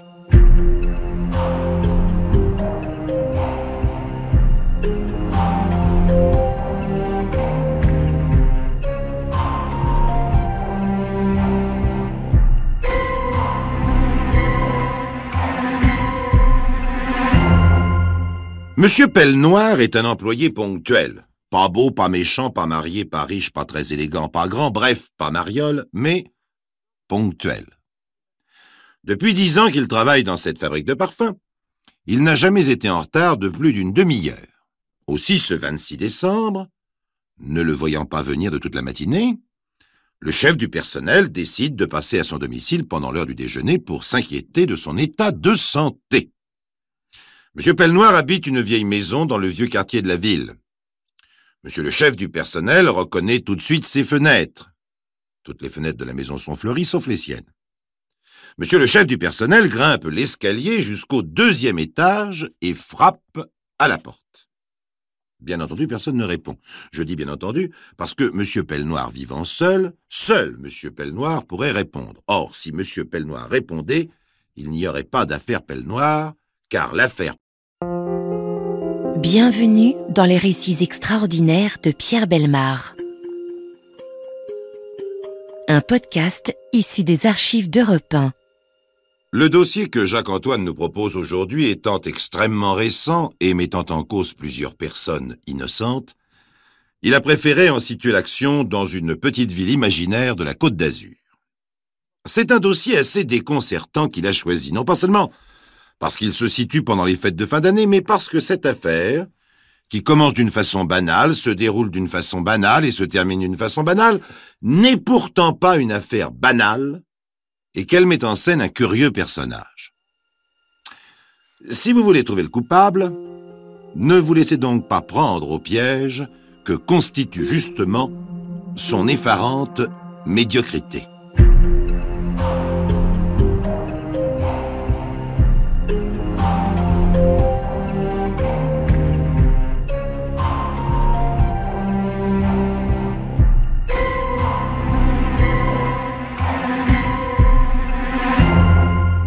Monsieur Pellenoir est un employé ponctuel. Pas beau, pas méchant, pas marié, pas riche, pas très élégant, pas grand, bref, pas mariole, mais ponctuel.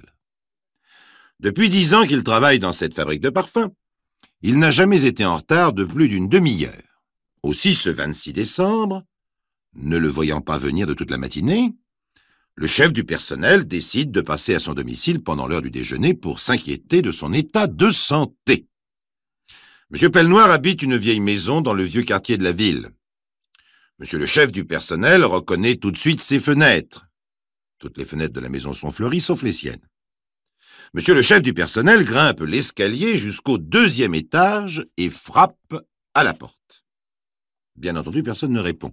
Je dis bien entendu parce que Monsieur Pellenoir vivant seul Monsieur Pellenoir pourrait répondre. Or, si Monsieur Pellenoir répondait, il n'y aurait pas d'affaire Pellenoir, car l'affaire...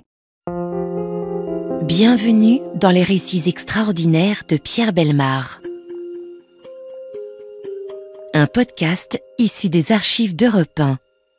Le dossier que Jacques-Antoine nous propose aujourd'hui étant extrêmement récent et mettant en cause plusieurs personnes innocentes, il a préféré en situer l'action dans une petite ville imaginaire de la Côte d'Azur.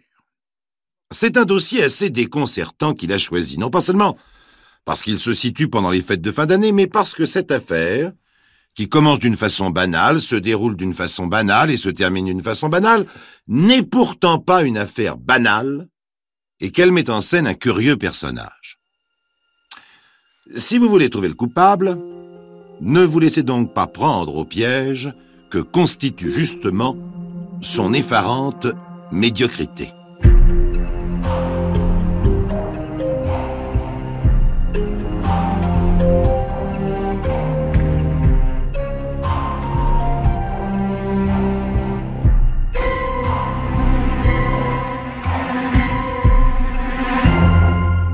Monsieur Pellenoir est un employé ponctuel. Pas beau, pas méchant, pas marié, pas riche, pas très élégant, pas grand, bref, pas mariole, mais ponctuel. Depuis 10 ans qu'il travaille dans cette fabrique de parfums, il n'a jamais été en retard de plus d'une demi-heure. Aussi, ce 26 décembre, ne le voyant pas venir de toute la matinée, le chef du personnel décide de passer à son domicile pendant l'heure du déjeuner pour s'inquiéter de son état de santé. Monsieur Pellenoir habite une vieille maison dans le vieux quartier de la ville. Monsieur le chef du personnel reconnaît tout de suite ses fenêtres. Toutes les fenêtres de la maison sont fleuries, sauf les siennes. Monsieur le chef du personnel grimpe l'escalier jusqu'au 2e étage et frappe à la porte. Bien entendu, personne ne répond. Je dis bien entendu parce que Monsieur Pellenoir vivant seul Monsieur Pellenoir pourrait répondre. Or, si Monsieur Pellenoir répondait, il n'y aurait pas d'affaire Pellenoir, car l'affaire... Vous êtes très intelligent, Monsieur Sajardi. Vous savez parfaitement à quoi vous en tenir. Pourquoi voudriez-vous que je vous éprouve? Puis le brigadier se lève. En tout cas, je vous remercie de votre démarche et de votre franchise, Monsieur Sajardi. Sajardi s'en va. À partir de cet instant, tout va se dérouler en une demi-heure. Sajardi est parti à pied, mais le brigadier part quelques secondes plus tard en voiture. Il se rend directement chez Jeanne, qui vient tout juste de rentrer chez elle et le reçoit dans une robe de chambre rose à décongestionner un apoplectique. Il n'a pas de peine à lui faire avouer la vérité. « Mademoiselle ?» Sajardi vient de passer aux aveux. Il n'y a que 2 choses qui restent obscures. Les 2000 francs. C'était faux, bien entendu. Oui. C'était pour faire croire que le vol était le mobile du crime. Oui. Le chauffeur d'autobus, par contre, c'était vrai. Oui. Je ne voulais pas vous le dire. Bon. Maintenant, les photos. Il les a découvertes par hasard? Ou vous lui avez demandé d'aller les chercher? Je lui avais demandé d'aller les chercher. Comme dans un mauvais film policier, le brigadier se cache dans les lavabos lorsqu'on sonne à la porte. Il entend Sajardi, fou de rage, se jeter sur la malheureuse Jeanne, et les propos qu'il tient équivalent à des aveux complets. Lorsque le brigadier intervient, tout est clair. Professionnellement, Sajardi se serait débrouillé, mais il était comme un nageur sans cesse tiré par les pieds ou qui porterait un poids trop lourd. Dans sa vie privée, notamment sur le plan affectif, c'était une éternelle déroute. N'ayant d'autre foyer qu'une triste chambre d'hôtel, il traînait dans les bars, ne fréquentait que des gens sans intérêt, voire misérables, comme ce pauvre Pellenoir. C'est d'ailleurs Pellenoir qui lui avait fait connaître Jeanne. Il a eu l'impression d'entrer dans un amer paradis lorsqu'il est tombé amoureux d'elle, cette fille niaise qui n'est même pas jolie et qui se laissait photographier nue. Lorsqu'il a été chercher les photos, Pellenoir s'est moqué de lui et lui a offert à boire. Plus il buvait, plus l'autre se moquait, et c'était facile de se moquer. Pellenoir n'avait qu'à dire ce qu'il pensait de Jeanne, et comme elle l'avait quitté, il n'en pensait pas du bien. Et comme il était un homme vulgaire, il n'hésitait pas à le dire avec des mots vulgaires. Tout ça était affreusement sordide, et Sajardi était affreusement malheureux. Quand enfin une dernière fois il a demandé « Donnez-moi ces photos », et que l'autre a répondu définitivement « Ah non, je les garde, n'en parlons plus ». La rage l'a envahi. Il a saisi un cendrier surmonté d'un cheval en bronze, dressé sur ses pattes de derrière, et l'a frappé au moment où il se retournait pour aller lui ouvrir la porte. Cela a fait, paraît-il, comme un bruit d'étoffe qu'on déchire. Comme l'homme s'effondrait en gémissant, il a frappé, jusqu'à ce qu'il soit mort. Sans savoir pourquoi, il l'a installé sur le canapé. Il a emmené le verre dans lequel il avait bu et le cendrier pour qu'on ne trouve pas ses empreintes. Il a hésité à emmener les fameuses photographies. Puis, réfléchissant qu'elles pouvaient constituer un mobile et que leur disparition le désignait comme coupable, il les a laissées. Éthylique, névrosé, animé de pulsions suicidaires, Sajardi est aujourd'hui quelque part dans un asile. Ah, j'espère, chers amis, que cette histoire vous fera comprendre combien vous êtes heureux d'être ce que vous êtes en ce 1er janvier 1976.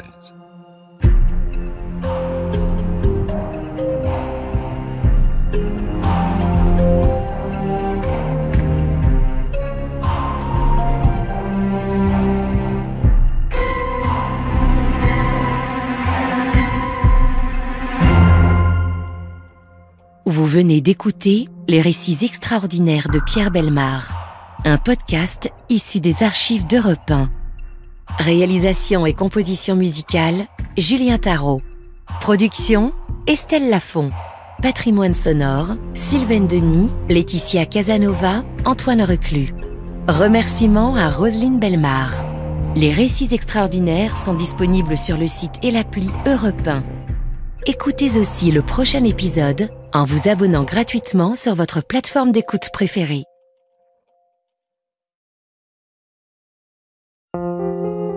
Bienvenue dans les récits extraordinaires de Pierre Bellemare. Un podcast issu des archives d'Europe 1. Le dénommé Willy Lang est un homme qui jouit de l'estime générale. Il n'a pas de signe particulier. Il mesure bêtement 1,75 m, il est châtain, il a les yeux marrons et depuis 10 ans, il est monteur électricien dans l'administration. Comme tout bon fonctionnaire, il est consciencieux, zélé, et son comportement n'est jamais violent. D'une nature quelque peu renfermée, il n'a que très peu de rapport avec ses collègues de travail. Son directeur est extrêmement satisfait de ses services et en 1961, il est promu ouvrier de première classe.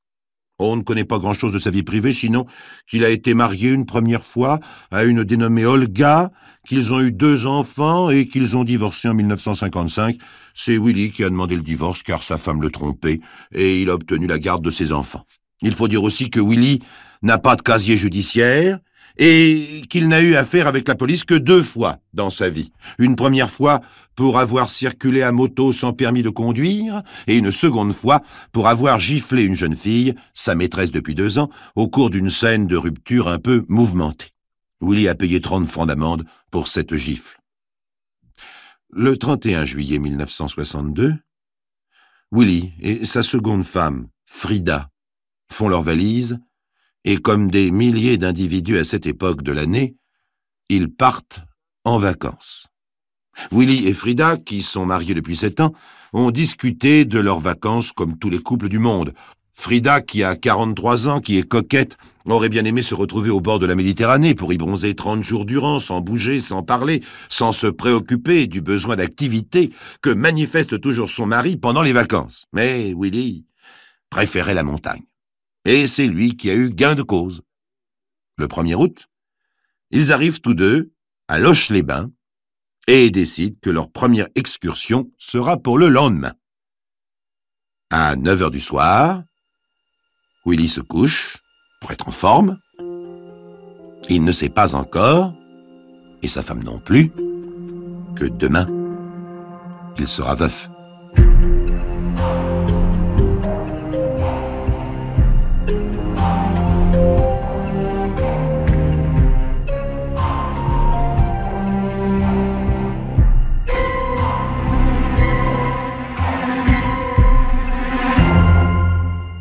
Tout en haut de la montagne, 2 silhouettes grimpent en direction du col de la Gémie. Sur le sentier étroit qui longe le précipice, Frida avance la première. Elle se trouve environ à une dizaine de mètres de son mari. Il fait extrêmement beau, l'air est pur, et le souffle des 2 grimpeurs est un peu précipité. Willy regarde le dos de sa femme, un dos large, puissant. Il regarde fixement ce dos avec une attention si soutenue que les yeux lui brûlent. Par moments, il semble que Frida ressente l'acuité de ce regard qui la vrille entre les 2 épaules. Elle se retourne, examine la distance qui la sépare de son mari et lui crie « Mais qu'est-ce que tu fais à traîner en arrière? Je croyais que c'était toi le fou de la montagne !» Willy arrête sa progression, s'assoit sur un rocher, et réplique tranquillement « Oh, t'occupe pas de moi, j'aime bien prendre mon temps. » Frida hausse les épaules et repart. Elle a toujours été plus forte, plus active que son mari. Willy a toujours l'impression que c'est elle qui décide de tout. Cette fois pourtant, il est heureux. Il les a eues, ses vacances à la montagne. Il jette un coup d'œil autour de lui, regarde la vallée à ses pieds, et se cale confortablement contre la paroi rocheuse pour profiter du spectacle. Autour de lui, le silence. Seuls de légers glissements de pierre accompagnent la progression de Frida. Willy ne bouge pas. Il rêve, les yeux dans le vague. Lorsque la voix de sa femme le fait sursauter. « Alors, tu viens ?»« Minute, je fume une cigarette. » Et pour se justifier, Willy fouille dans sa poche, en sort une cigarette et l'allume tranquillement. En tirant la première bouffée, il lève la tête et aperçoit Frida qui le regarde de loin, debout sur le sentier étroit, la main sur une légère barrière de bois fixée dans le roc à cet endroit où le passage est particulièrement difficile. Une image vient se former lentement dans la tête de Willy. Il voit, comme au ralenti, Frida se pencher sur cette barrière de bois. Elle se penche dangereusement de plus en plus. La barrière craque, un morceau de bois est projeté en l'air, il se met à tournoyer en descendant le long du précipice. Frida, le corps arc-bouté, une jambe en l'air, reste longtemps suspendue en équilibre, comme un funambule sur son fil. Elle ouvre la bouche pour crier, mais Willy n'entend rien. Il attend qu'elle tombe. C'est long. Tous les mouvements sont ralentis. « Alors, tu viens ?» D'un seul coup, la vision s'estompe dans la tête de Willy. Il regarde sa femme comme s'il la voyait pour la première fois. Elle est là, solide, massive, les 2 pieds chaussés de gros souliers bien plantés sur le sentier, un vrai roc. Willy se redresse, écrase sa cigarette sur le rocher à ses pieds, reprend son ascension en criant simplement « J'arrive! J'arrive !» Le téléphone vient de sonner à la gendarmerie de Loches-les-Bains. Une voix de femme affolée vient de prévenir qu'un accident s'est produit au col de la Gémie et qu'il faut envoyer des secours d'urgence. Une petite caravane, constituée de gendarmes, de volontaires, de secouristes, entame à son tour l'ascension du col de la Gémie jusqu'à l'endroit de l'accident. À 18h, tout le monde se trouve réuni au lieu dit Trink Hall, devant le corps de Madame Frida Lang, désarticulée au fond du précipice. À quelques pas, assis par terre, Willy, la tête dans les mains, est en larmes. Il écoute le médecin lui dire que sa femme est morte, qu'elle n'a probablement pas souffert, qu'il faut la redescendre dans la vallée pour les constatations d'usage. Le corps de Frida, placé sur une civière, est descendu jusqu'à Loches-les-Bains, et la police, avec toutes les précautions nécessaires, interroge le mari effondré. « Vous étiez seuls là-haut, tous les deux ?»« Oui. » « Qu'est-ce qui s'est passé ?»« Je ne sais pas. Elle était devant moi à quelques mètres. Je m'étais arrêté pour fumer une cigarette. J'avais le dos tourné. Tout à coup, j'ai entendu un cri, je me suis précipité, et je l'ai vue. Elle roulait dans les rochers. Je ne pouvais rien faire. J'ai vu son corps rebondir plusieurs fois, puis s'arrêter en bas. J'ai rebroussé chemin. J'ai essayé de l'atteindre par un autre sentier, mais quand je suis arrivé près d'elle, elle était morte. Qu'est-ce que vous avez fait ensuite? Rien. Non, rien. J'ai tourné en rond pendant un moment. J'ai appelé au secours. Il n'y avait personne. Enfin, quelqu'un est venu, un ouvrier qui travaillait à quelques centaines de mètres de là. C'est lui qui est descendu prévenir ma belle-sœur et mon beau-frère. Votre femme avait l'habitude de la montagne? Pas beaucoup, mais elle était très sportive et parfaitement capable de faire cette ascension. Elle avait de bonnes chaussures. Elle allait d'ailleurs beaucoup plus vite que moi. Le médecin qui constate le décès ne trouve rien de suspect dans les blessures de Frida. Il délivre un permis d'inhumer et l'on conclut à une mort accidentelle. En effet, des constatations de la police, il résulte que Frida s'est certainement appuyée contre la barrière de protection qui a dû céder. Effectivement, une latte formant cette palissade a été arrachée à l'endroit présumé de la chute.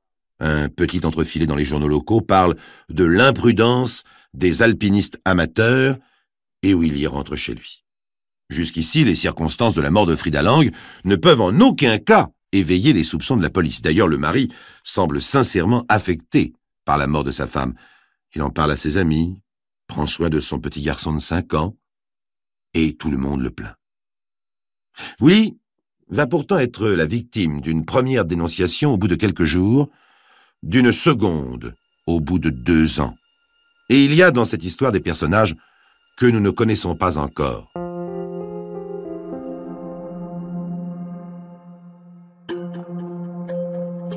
Les récits extraordinaires de Pierre Bellemare, un podcast Europe 1. Ainsi que je vous le disais tout à l'heure, Willy, veuf classique et moyennement inconsolable, est rentré chez lui. Mais il y a dans l'environnement familial 2 personnages dont nous n'avons pas encore parlé pour la bonne raison qu'ils ne s'étaient jusque-là manifestés ni l'un ni l'autre. Lina, la sœur de Frida, est une femme d'une 40aine d'années, d'une laideur sympathique et rose, qui pense toujours avoir la bonne solution et la bonne explication à tout. C'est une ménagère hors pair qui estime que l'équilibre d'une femme consiste à faire des enfants, des tartes aux myrtilles et de la gymnastique matinale. Il y a 20 ans de cela, elle a épousé un Eric, qui partage en tout point ses opinions sur la vie. Il est à remarquer toutefois que ce mari conciliant pourrait difficilement faire le contraire, car Lina, sans s'en rendre compte d'ailleurs, passe son temps à lui intimer l'ordre de manger, celui de jouer avec les enfants, d'aller travailler, de se coucher, de se lever, etc., etc. Si bien qu'Eric ne proteste pas lorsque 8 jours après la mort de sa sœur Frida, Lina lui déclare tout de go « Tu vas téléphoner à la police ». Eric ne demande pas pourquoi, parce qu'il sait qu'une fois l'ordre donné, Lina l'explique toujours avec un luxe de détails. « Tu vas téléphoner à la police et leur dire que la mort de ma sœur n'est pas normale. Cet accident est bizarre. Willy et Frida se disputaient trop souvent.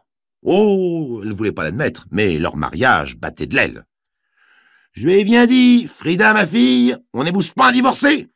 Plat réchauffé n'est pas bon à manger. » Elle n'a jamais voulu m'écouter. On ne peut rien reprocher à Willy, remarque. Il a toujours ramené sa paye à la maison. Et après tout, s'il a été cocu, c'est pas de sa faute.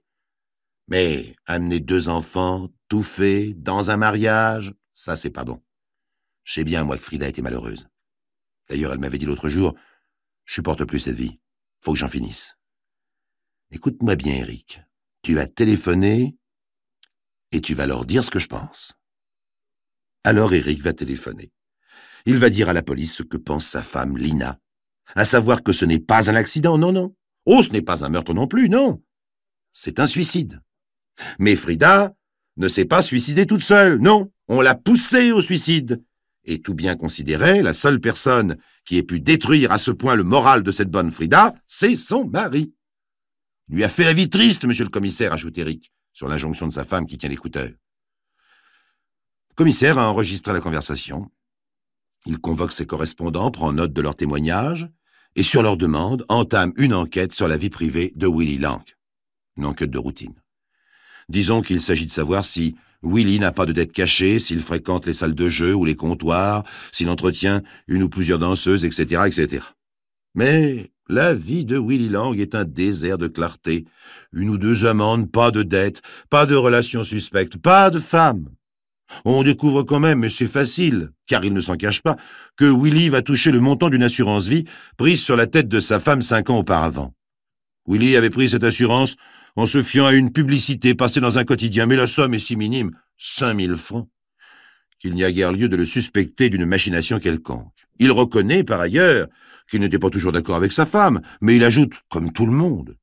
Interrogé, ses collègues de travail ne donnent de lui que des renseignements favorables. Quoique, dit-on, depuis la mort de sa femme, il est un peu taciturne. Mais quoi de plus normal?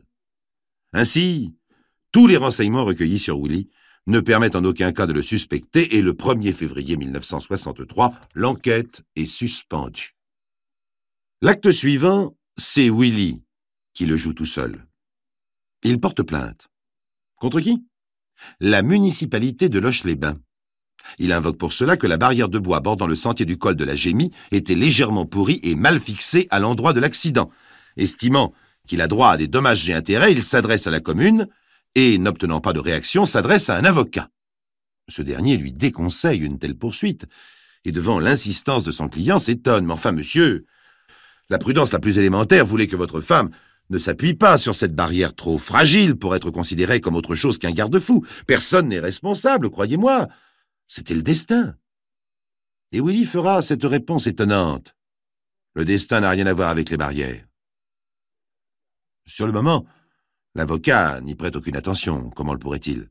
L'affaire ne l'intéresse pas, et puis, cet homme est malheureux, c'est une réflexion à l'air.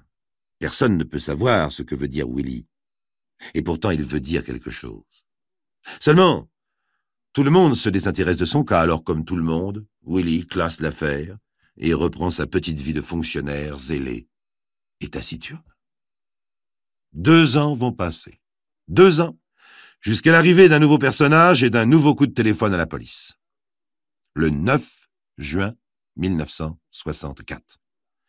Ce coup de téléphone, c'est Lina, la sœur de Frida, encore elle qui va le donner. Mais cette fois, c'est elle qui parle en personne. C'est dire que la chose est beaucoup trop importante cette fois pour qu'elle la confie à son mari. Fidèle à son habitude, c'est un ordre quasiment qu'elle donne à l'inspecteur qui lui répond. Vous allez vous rendre à telle adresse, à tel numéro. Il y a là une nommée Suzanne Brun qui a été la maîtresse de mon beau-frère. Elle a des révélations importantes à vous faire. » Effectivement, ces révélations sont importantes, bien que tardives. Suzanne Brun ressemble étrangement à Frida, même silhouette un peu massive, même cheveux lisses et blonds, même âge. Elle confirme qu'elle était la maîtresse de Willy à l'époque de l'accident. L'inspecteur s'étonne que la première enquête ne l'ait pas révélée. « J'étais marié, monsieur l'inspecteur, et je ne voyais Willy qu'une fois par semaine, le jeudi, entre 5h et 6h, pendant le goûter des enfants. » « Ah, et vous vous rencontriez où ? » ?»« Dans le jardin public, derrière la cabane du Guignol. » L'inspecteur n'en croit pas ses oreilles. Derrière la cabane du Guignol, tous les jeudis entre 5 et 6 heures. Voyez-vous ça? Pas étonnant que la police n'y ait pas pensé en tout cas. Mais la suite est beaucoup plus intéressante. Quelques jours avant son départ en vacances, Willy est venu me rejoindre. Ce jour-là, nous avons beaucoup parlé car il n'y avait pas de Guignol. Il m'a demandé si je pouvais lui procurer du poison pour supprimer sa femme. Je lui ai répondu que je voulais certainement pas une chose pareille, alors il m'a dit qu'il se débrouillerait tout seul. Le jeudi suivant, il est revenu, il a tapé sur la poche de son veston, il m'a dit « J'ai ce qu'il faut. » « Qu'est-ce que c'était » demande l'inspecteur. « Je sais pas, je lui ai pas demandé. Il m'a fait ses adieux en disant « Ciao, je reviendrai tout seul. » Sans rire, l'inspecteur, qui prend soigneusement des notes, demande « Il y avait Guignol ce jour-là » ?« Oui, monsieur, » répond le témoin sans sourire. Ensuite, lorsque Willy est rentré seul des vacances, Suzanne, ayant lu un article dans les journaux, l'aurait interrogé. Willy aurait dit tout d'abord « Elle est morte, je suis un criminel ». Puis aurait ajouté « Je n'ai rien fait, je le jure ». Bien entendu, peu convaincu d'une accusation aussi tardive, la police fait déposer Suzanne par écrit, et elle répète mot pour mot sa déclaration, persiste et signe. À la question qu'on lui pose « Mais pourquoi avez-vous attendu aujourd'hui pour en parler ?» Suzanne répond naïvement « Il m'a poussé au divorce, il m'a promis 10 fois le mariage, 10 fois il a repoussé la date. Nous avons rompu hier. » Faut bien reconnaître que rien n'est convaincant dans tout ça, qu'il y a gros à parier que cette femme n'agit que poussée par le dépit et la jalousie. Quand même. D'autre part, la belle-sœur de Willy n'hésite pas à s'associer à l'accusation. Alors, le juge d'instruction rouvre le dossier, lance un mandat d'arrêt contre Willy, qui se laisse arrêter le lendemain, 12 juin 1964. Au cours du premier interrogatoire, il nie, et comme s'y attendait l'inspecteur, affirme que cette femme l'accuse par dépit. La nouvelle instruction risque d'être longue, et les preuves matérielles sont si maigres qu'il est pratiquement sûr que le malheureux Willy, victime d'une dénonciation haineuse, sera mis en liberté provisoire et qu'un non-lieu sera prononcé. Mais Willy est décidément un homme bizarre. Le soir même, alors qu'il passe sa première nuit en cellule, un grand bruit fait accourir le gardien. Willy est allongé par terre, inondé de sang, à moitié étranglé. Étant électricien monteur, il avait réussi sans trop de peine à déloger l'ampoule électrique du grillage qui la protégeait. Il avait cassé l'ampoule et entaillé profondément son poignet à l'aide d'un morceau de verre.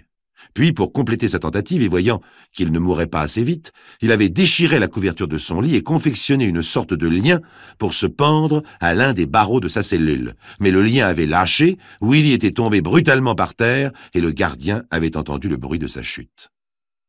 Interrogé à l'hôpital de la prison dans la nuit même, Willy déclara d'abord « Je n'ai jamais eu de chance dans la vie. Jamais. » Et il finit par faire des aveux bien étranges. Frida était debout sur le sentier, juste à l'endroit de la barrière. Je voulais la tuer, c'est vrai. Le matin même, j'avais repéré l'endroit. Le précipice était profond et la barrière était pourrie. Je l'avais même un peu secouée pour m'assurer qu'elle ne tiendrait pas. Frida marchait toujours devant moi. Je pensais que ce serait facile. Je me suis arrêté pour allumer une cigarette. J'avais peur. Elle s'est arrêtée juste à l'endroit qu'il fallait. Elle a même posé sa main sur la barrière. Elle m'attendait. Elle a dit « Alors, tu viens ?» J'ai écrasé ma cigarette pour avoir les mains libres. Je me suis approché d'elle. Elle ne disait rien, elle me regardait. Je n'avais plus qu'un pas à faire. J'ai levé le pied et j'ai trébuché sur une pierre. Je suis tombé en avant. Je l'ai bousculé sans le faire exprès. La barrière a lâché, elle a crié. Elle est tombée jusqu'en bas. Je n'ai rien fait. Rien. Je suis tombé. Je voulais la tuer, mais je suis tombé. J'ai jamais eu de chance. Condamné à 20 ans de prison pour meurtre avec préméditation, Willy fut en plus accusé de tentative d'escroquerie sur la commune de Loche-les-Bains, car la barrière n'était pour rien dans l'affaire. Willy l'avait bien dit, le destin n'a rien à voir avec les barrières. Mais la triste histoire de Willy ne s'arrête pas là. Le 20 avril 1965, 11 jours après son transfert au pénitencier, Willy fut retrouvé pendu dans sa cellule à un radiateur électrique. Il s'était rempli la bouche d'étoupe pour ne pas crier, s'était entaillé le cou avec une lame de rasoir et avait volé la ficelle pour se pendre à l'atelier d'imprimerie où on l'avait affecté. Cette fois-ci, vraiment, il avait mis toutes les chances de son côté.